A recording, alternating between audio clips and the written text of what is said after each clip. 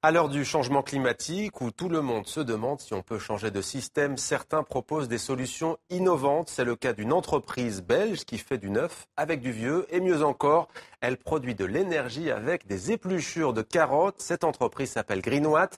Son directeur est avec nous en direct de Bruxelles. Bonsoir Benjamin Momens, merci d'être avec nous. Vous avez inauguré récemment une centrale en France pour chauffer tout un village des Landes avec des épluchures de carottes. Expliquez-nous comment ça fonctionne. Alors la biométhanisation est un procédé naturel qui a été industrialisé par l'homme et qui consiste à utiliser des bactéries pour digérer, transformer de la biomasse en biogaz. Alors dans le cadre de ce projet-là, la biomasse qui est utilisée sont des carottes et du maïs. Et ces bactéries vont les transformer, les digérer et produire du biogaz. Le biogaz est constitué à 60% de méthane.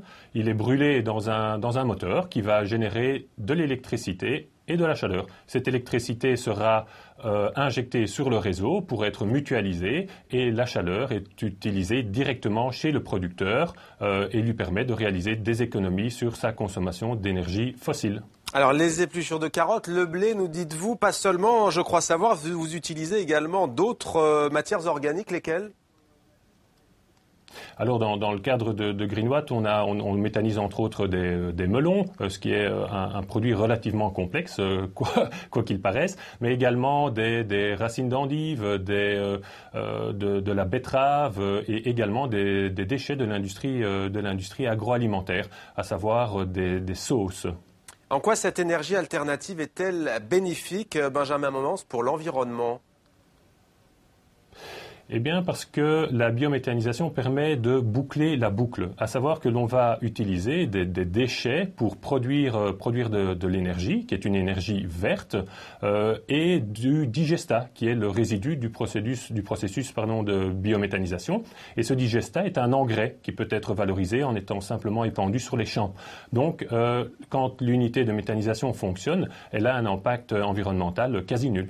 Alors, comment et elle génère de l'électricité et ou de la chaleur. Alors justement, elle génère de l'électricité, de la chaleur, mais comment peut-on se servir de ce biogaz ? Comment les usagers peuvent-ils consommer, par exemple, au-delà des entreprises comme vous ? Alors, le biogaz, selon le pays dans lequel on se trouve en Europe, les réglementations sont pas partout pareilles. Mais pour vous donner l'exemple de la France, soit on produit de l'électricité, donc en brûlant ce biogaz dans un moteur, et l'électricité est injectée sur le réseau électrique pour être mutualisée. Donc elle va être utilisée par monsieur tout le monde quand il utilise son téléviseur à la maison ou son grille-pain. La chaleur, par contre, elle est directement utilisée sur place de façon à limiter la taille des réseaux de chaleur. Ce que l'on peut également faire, c'est purifier le biogaz pour en extraire le biométhane et l'injecter sur le réseau de gaz naturel. Et à ce moment-là, il est également utilisé par monsieur tout le monde dans sa chaudière ou dans sa cuisinière. Alors les déchets de l'industrie agroalimentaire, on le sait, représentent un coût pour les entreprises et pas seulement, notamment en tout cas celui du retraitement, du traitement des déchets organiques. Quelle perspective, selon vous, cela ouvre-t-il ?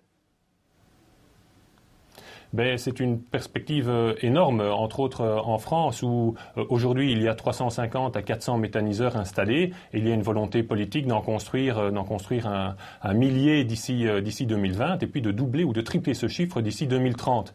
Alors évidemment, on ne va pas méthaniser que les déchets de l'industrie agroalimentaire, c'est souvent des mixtes, entre autres avec des déchets agricoles, de savoir du fumier, du lisier ou d'autres fruits et légumes, mais il y a par ce gisement de déchets tout un potentiel pour pouvoir produire de l'énergie verte en France et dans d'autres pays en Europe où la filière n'est pas encore complètement développée. Mais nous sommes en 2014, vous êtes né en 2004 il y a 10 ans. Pourquoi est-ce qu'il n'y en a pas plus en Belgique, en Suisse, en France, d'entreprises innovantes comme la vôtre ? Comment l'expliquez-vous ?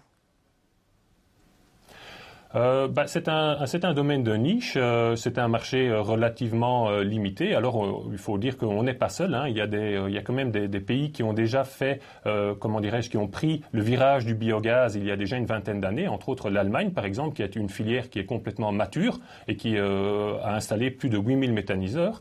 Mais pour d'autres pays, le marché est encore à développer et il y a dans ces pays-là beaucoup moins d'acteurs locaux. Alors je précise que vous étiez à l'origine une émanation de l'Université catholique de Louvain. Vous avez donc 10 ans, Greenwatt. La Belgique serait au bord du blackout. On prévoit des coupures d'électricité prochainement, des délestages. Pourquoi ne pas se chauffer et s'éclairer à la bougie dans le royaume? L'idéal, évidemment, c'est de...